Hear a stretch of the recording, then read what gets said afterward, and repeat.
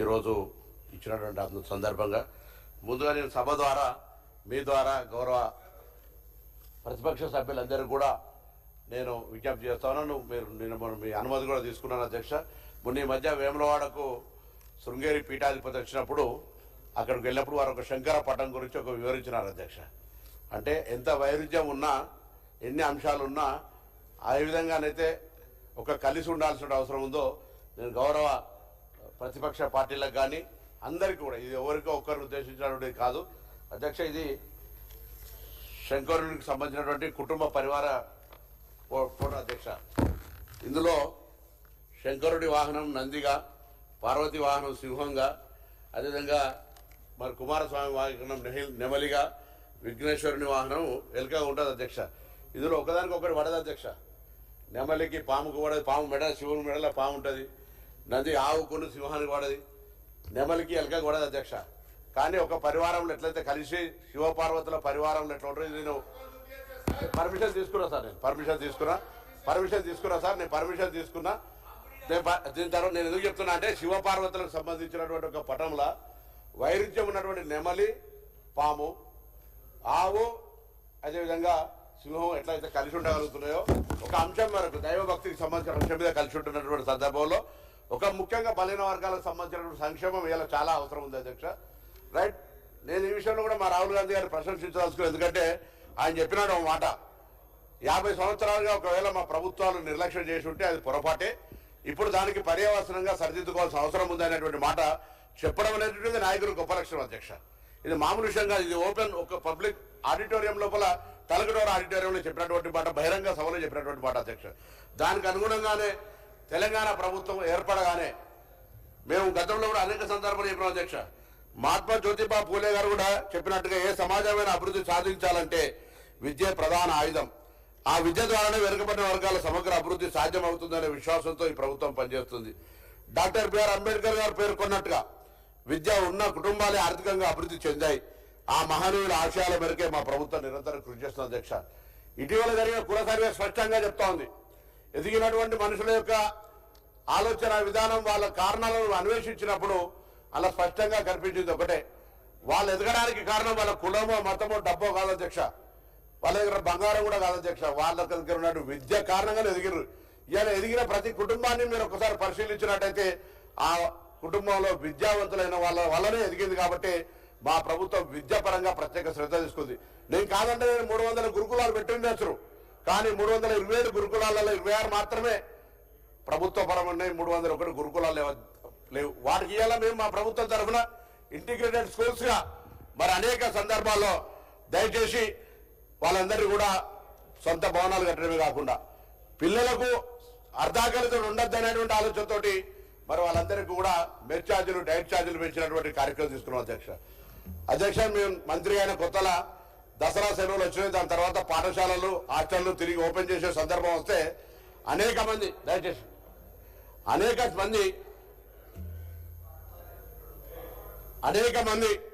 అనేక మంది private building owners అంతా కూడా మేము తాళాలు వేసుకొని పోతాం, మాకు కిరాయిలు రాలేదని చెప్పినటువంటి పరిస్థితి అధ్యక్ష. అవన్నింటిని కూడా చెల్లించి ఇలా ప్రైవేటు భవనాల్లో ఉన్నటువంటి అద్దె గురుకులాలు, అద్దె బీసీ హాస్టళ్లకు సంబంధించినటువంటి కిరాయిలు చెల్లించడం ఒకటి, అనేక సంవత్సరాలుగా డైట్ ఛార్జీలు పెంచాలి. వాళ్ళకు ఒకవేళ డైట్ ఛార్జీలు చెల్లించకపోతే నాణ్యత గల ఆహార సామాగ్రి ఎట్లా వస్తుంది అధ్యక్ష? అటువంటి నుంచి మేము స్ట్రీమ్లైన్ చేసుకుని వస్తా ఉన్నాం. ఇలా టీచర్ల నియామకాలు చేపట్టిన గురుకులాలలో అంటే విద్యకి అత్యంత ప్రాధాన్యత ఇచ్చే క్రమం జరుగుతోంది. తప్పకుండా నేను సభ ద్వారా నా సహచార గౌరవ శాసనసభ్యులకు, రాజకీయ పార్టీలందరూ కూడా విజ్ఞప్తి చేస్తాను. తప్పకుండా ఈ సంవత్సరం మీరు స్థలాలు కేటాయించినటువంటి ఆత్మగౌరవ భవనాలలో బరాబర్ ఆత్మగౌరవ భవనాలు కట్టి తీరుతాం. ఈ సంవత్సరం ఆర్థికంగా 2 సంవత్సరాలు వెసులుబాటు చేసుకోవడానికి సంబంధించినటువంటి అంశం వచ్చింది. డెఫినెట్లీ మేము దానికి సంబంధించి ఇప్పుడు ఈ సంవత్సరం లోపల 12,511 కోట్ల బడ్జెట్ పెట్టుకున్నాం. బడ్జెట్ ప్రకారమే కాకుండా కూడా ఇంకా అవసరమైతే దానికి సంబంధం లేకుండా ఇంటిగ్రేటెడ్ హాస్టల్స్ కావచ్చు, ఇంకా స్కీమ్ స్కిల్ డెవలప్మెంట్కి సంబంధించి కావచ్చు, కార్పొరేషన్లకు సంబంధించి కావచ్చు, అన్ని రకాలుగా ఎక్కడ కూడా ఇబ్బంది లేకుండా చేసే విధంగా 704 హాస్టళ్లలో 389 ప్రీ మెట్రిక్ సంబంధించి, 315 పోస్ట్ మెట్రిక్ సంబంధించి 74,000 మంది విద్యార్థులను సంఖ్య పెంచే విధంగా మరి ప్రయత్నం చేస్తా ఉన్నాం అధ్యక్ష. ఈ విద్యతోనే సామాజిక న్యాయం, విద్యలోనే ఆర్థిక అభివృద్ధి, విద్యతోనే సమాన అవకాశాలు, ఇదే మా ప్రభుత్వ జయం అధ్యక్ష. తప్పకుండా విద్యార్థి సంక్షేమం, దానికి సంబంధించినటువంటి ఆర్థిక పరమైనటువంటి అంశాలను తీసుకుపోయే సందర్భంగా మరి కార్యక్రమం చేస్తున్నాం అధ్యక్ష. పెద్దలు 71-72లో పివి నరసింహరావు గారు ఆ రోజు బీసీ గురుకులాలను తొలి దశ లోపల ఆనాటి అవసరాలు 1986-87లో ప్రారంభిస్తే అందులో నుంచి వచ్చినప్పుడు అనేక అనుమతులు ఇలా మన చీఫ్ సెక్రటరీ కావచ్చు, మొన్నటి దాకున్న డీజీపీ మహేందర్ రెడ్డి కావచ్చు, ఇలా public service commission chairman Burra Venkateshwara లాంటి వాళ్ళందరూ కూడా అటువంటి గురుకులాల నుంచి వచ్చినటువంటి వాళ్ళే. గురుకులాల నాణ్యత, గురుకులాల యొక్క మౌలిక సదుపాయాలను పెంచేటువంటి ఒక ప్రయత్నం చేస్తాం అధ్యక్ష. మరి ప్రభుత్వం కూడా 40% వాళ్ళ యొక్క మౌలిక ఆహారానికి సంబంధించిన ఛార్జీలను పెంచే విషయంతో పాటుగా మరి అనేక కార్యక్రమాలు చేస్తా ఉన్నాం. బీసీ రెసిడెన్షియల్ పాఠశాలలకు సంబంధించి చరిత్రలో మొదటిసారిగా ఒకే విద్యా సంవత్సరంలో పాఠ్య పుస్తకాలు, నోట్బుక్లు, యూనిఫామ్లు, దుప్పట్లు, టవల్స్, రగ్గులు, బూట్లు, స్కూల్ బ్యాగులు, టై, బెల్ట్, ట్రాక్ సూట్లు, నైట్ డ్రెస్సులు, టంక్ బాక్సులు, ప్లేట్లు, గ్లాసులు మరి ఇతర వస్తువులన్నీ ప్రతి విద్యార్థికి అందించబడతా ఉన్నాయి అధ్యక్ష. ఆ విధంగా ఐఐటి, జేఈ, త్రిపుల్ ఈ, అదేవిధంగా నీట్ పరీక్షలకు సంబంధించిన కోచింగ్ అందించడంతో పాటుగా ఎక్స్ట్రా కరికులర్ యాక్టివిటీస్ లోపల కూడా పిల్లల్ని మోటివేట్ చేసే విధంగా క్రీడలు, కళలు ఇతరత్ర చేస్తున్నాం అధ్యక్ష. ఆర్టిఫిషియల్ ఇంటెలిజెన్స్ కావచ్చు, కార్పొరేట్ పని వాతావరణంలో ప్రత్యక్ష అనుభవాన్ని అందించేందుకు డిగ్రీ విద్యార్థులకు కార్యక్రమం కావచ్చు, ఈ విధంగా అనేకమైనటువంటి అంశాలను ఈరోజు శాఖ తరఫున తీసుకుంటాను. గౌరవ సభ్యులు కొన్ని అంశాలను చేసినారు అధ్యక్ష. నేను చెప్తాను, ఈరోజు విద్యార్థులకు సంబంధించినటువంటి ఇప్పుడు చెప్పినటువంటి అన్ని అంశాలకు సంబంధించి విద్యార్థులకు సంబంధించినటువంటి ప్రాథమికంగా విద్య అనేటువంటిది మూలం అనేటువంటి విధంగా మరి కులగణలో వచ్చినటువంటి సమాచారం మేరకు ఇవన్నీ చేయడం జరుగుతుంది అధ్యక్ష. యంగ్ ఇండియా ఇంటిగ్రేటెడ్ ను సామాజికంగా అందరూ మళ్ళీ అవగాహన కలగాలనే ఆలోచనతోటి మరి 100 ఇంటిగ్రేటెడ్ హాస్టల్స్ కూడా తీసుకోవడం జరుగుతుంది అధ్యక్ష. అదేవిధంగా స్కాలర్షిప్ బకాయిలకు సంబంధించి 3,000 నుంచి 3,000 కోట్లు బకాయి ఉంటే 12,000 కోట్లను మరి గత బకాయిలను చెల్లించే విధంగా చర్యలు తీసుకున్నాం అధ్యక్ష. మరి ఇంకా ఈ విధంగా ఉపాధ్యాయుల అవసరాలకు సంబంధించి 5,665 ఉద్యోగాలు తీసుకోవడం జరిగింది. సొంత భవనాల కోసం 500 కోట్ల కేటాయించడం జరిగిందని మాటలు చెప్తా ఉన్నాం అధ్యక్ష. బీసీ హాస్టళ్లలో 25 కోట్లను మరి వంట గదుల కొరకు కూడా తీసుకునే విధంగా చర్యలు తీసుకుంటాం. మళ్ళీ చెప్పినట్టుగా ఆత్మగౌరవ భవనాల గురించి తప్పకుండా ఈ సంవత్సరాన్ని మొన్ననే ఈ మధ్య నేను, గౌరవ కొండా సురేఖ గారు, గౌరవ వాకిలి శ్రీగారు గారు, గౌరవ శాసనసభ్యులు అందరం కూడా కలిసి మా ప్రభుత్వంలో బలహీన వర్గాలకు జరగాల్సినటువంటి అంశం మీద మా పార్టీలో అంతర్గతంగా అడిగేటువంటి స్వేచ్ఛగా మేము తీసుకొని పోతాను.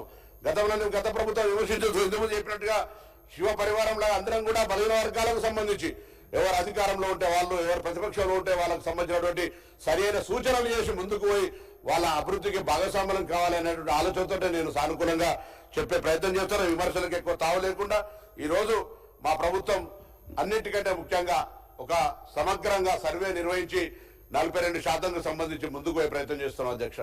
అసలు 42% కోర్టులో ఉన్నమాట తెలుసు, కానీ 50% కోటాకు ఈడబ్ల్యూఎస్ ఆటంకం కానప్పుడు బీసీల రిజర్వేషన్లు అందులో ఉన్న ఎంపైరికల్ డాటా ఉన్నట్టయితే, అనేక కోర్టు తీర్పుల్లో కూడా ఉంది, ఎంపైరికల్ డాటా ఉన్నట్టయితే తప్పకుండా వాళ్ళ రాష్ట్ర సమాచారం మేరకు ముందుకు పోవచ్చు అనేటువంటి ఆధారంగా ఇవాళ మేము యొక్క కార్యక్రమం తీసుకున్నాం అధ్యక్ష. రాష్ట్ర వ్యాప్తంగా సర్వేలు నిర్వహించడమే కాదు, రాష్ట్ర వ్యాప్తంగా అందుకు సంబంధించినటువంటి చట్టపరంగా చర్చ చేసి అన్ని రకాల కార్యక్రమాలను మేము తీసుకొని ముందుకు పోతాను అధ్యక్ష. అందుకే ఈరోజు మాకు సంబంధించినటువంటి ఈ బీసీలకు సంబంధించినటువంటి కుల సర్వేను చట్టం చేసుకొని గవర్నర్ ఆమోదంతో కేంద్రం పోయిన తర్వాత ఈడబ్ల్యూఎస్ లాగానే మరి పాస్ అవుతుంది కావచ్చు అనుకున్నాం అధ్యక్ష. కానీ ఒక మాట మాత్రం ఈ సభలో తప్పకుండా కాంగ్రెస్ పార్టీ కార్యకర్తగా, మంత్రిగా, శాసనసభ్యుడిగా మా పార్టీ మీద, మా ప్రభుత్వం బీసీలకు ఒక సామాజిక చైతన్యానికి, సామాజిక న్యాయానికి ఛాంపియన్ అయిన కాంగ్రెస్ కేంద్రంలో అధికారంలోకి వచ్చినటువంటి ఏ ఈడబ్ల్యూఎస్కి ఎటువంటి ఆటంకాలు లేని విధంగా రిజర్వేషన్ల సంఖ్య పెంచబడ్డదో మేము ఆనాడు దాన్ని వ్యతిరేకించలేదు. రేపొద్దున కూడా బీసీలకు సంబంధించి జిత్తున ఆబాదితున ఇచ్చేదారి బరాబర్గా తీసుకుంటాం. ఎవరికి కూడా అపోహ అవసరంలే. ఇది రాజకీయంగా నిర్ణయం తీసుకుంటే ఈడబ్ల్యూఎస్ లో జరిగినటువంటి 10 నిమిషాల పని అధ్యక్ష, ప్రధానమంత్రి గారు తలుచుకుంటే ఒక 10 నిమిషాల లోపల ఈ యొక్క మేము పంపినటువంటి ప్రతిపాదనలు ఆమోదింపబడతాయి అధ్యక్ష. ఇవాళ మేము తెలంగాణ అందరూ కూడా బలహీన వర్గాల నాయకులు సంతోషపడాలి. ఎందుకంటే కేంద్ర ప్రభుత్వం కేంద్రంలో అఫిడవిట్ ఇచ్చింది అధ్యక్ష. మేము కులగణన చేయమని సుప్రీంకోర్టుకు అఫిడవిట్ ఇస్తే రాష్ట్ర ప్రభుత్వం తీసుకున్నటువంటి దానికి అనుగుణంగా ఇవాళ కేంద్ర ప్రభుత్వం తల ఊకి అఫిడవిట్ వెనుకకు తీసుకొని కులగణన సర్వే చేయడానికి ఒప్పుకోంది. ఇవాళ మనందరం కూడా కలిసి కులగన సర్వే లోపల హౌస్ లిస్టింగ్ దాని లోపల బ్యాక్వర్డ్ క్లాస్ ఇల్లు మెన్షన్ చేయలే. దాని మీద పోరాటం చేసేటువంటి ప్రయత్నం చేద్దాం. మొన్ననే జాజుల శ్రీనివాస్ గారు కొంత బీసీ నాయకులంతా కూడా ఢిల్లీలో ఒక ప్రోగ్రాం పెట్టొచ్చినారు అధ్యక్ష. మనం కూడా ఈ సభ ద్వారా కేంద్ర ప్రభుత్వము బలహీన వర్గాల కుల లెక్కలు చేస్తా అన్నప్పుడు హౌస్ లిస్టింగ్ లో కూడా పెట్టాలనేటువంటి డిమాండ్ మనం చేయాల్సిన అవసరం ఉంది అధ్యక్ష.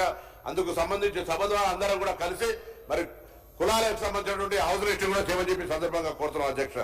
అదేవిధంగా ఈరోజు బీసీల విషయంలో రాజకీయ పార్టీలు ఎట్లున్నాయంటే అధికారం ఉన్నప్పుడు అటక మీద కూర్చొని అధికారం పోయినాక అంగట్లా అరిచినట్టున్నది అధ్యక్ష. నేను ఇవాళ 10 సంవత్సరాలుగా వాళ్ళు అడుగుతా ఉన్నారు అధ్యక్ష, మరి కార్పొరేషన్లకు ఎన్ని పైసలు ఇచ్చినాం అయ్యా? కార్పొరేషన్లకు ఇచ్చిన పైసలు మీ లెక్క మా లెక్క తీస్తే వట్టిగా మీ యొక్క పూర్తిగా గత 10 సంవత్సరాల ప్రభుత్వం పలచనైన పరిస్థితి వస్తుంది. అందుకే సహకారం అడిగిన కాబట్టి లెక్కల ద్వారా మిమ్మల్ని ఏదో కార్నర్ చేసేటువంటి ఆలోచన లేదు. భవిష్యత్తుకు మా ప్రభుత్వం తీసుకుంటున్నటువంటి వాటికి ఏ విధంగా ముందుకు పోవడానికి ఏదైనా సలహా సూచనలు చెప్తే ఒక బ్యాక్వర్డ్ క్లాస్ మంత్రిగా విద్యార్థి ఉద్యోగాలు చర్చటువంటి వ్యక్తి గారిని తప్పకుండా అందుకు సంబంధించి సానుకూలంగా ప్రభుత్వంలో గౌరవ ముఖ్యమంత్రి గారు కానీ మంత్రివర్గం అంతా కూడా బీసీల పక్షపాతంగా బీసీలకు మనం ఒక ఇంక్లూజివ్ గ్రోత్ చేయకపోతే సమాజంలో ఎస్సీ ఎస్టీ మైనార్టీలు అందరూ కూడా కలిసి ముందుకు పోకపోతే అది సమగ్ర అభివృద్ధి కాదు. మనం పెట్టుకున్న విజన్ 2047 రీచ్ కామనేటువంటి ఆలోచనతో ఉన్నాం అధ్యక్ష. అందుకే నేను మీ ద్వారా ఇలా కోరుతా ఉన్నా, ఈ ప్రభుత్వం బలహీన వర్గాలకు సంబంధించి చెప్పినటువంటి విధంగా బేసిక్ గా ఇన్ఫ్రాస్ట్రక్చర్ కావచ్చు, ప్రైమరీ ఎడ్యుకేషన్ కావచ్చు, స్కూల్ ఎడ్యుకేషన్ కావచ్చు, మొత్తంగా తీసుకొని ముందుకు పోతా ఉన్నాం. అందుకే ఈరోజు ఎక్కడ కూడా జాప్యం అనేది లేకుండా అన్ని రకాలుగా ఎడ్యుకేషన్ సంబంధించిన దాంతో పాటుగా స్కిల్ డెవలప్మెంట్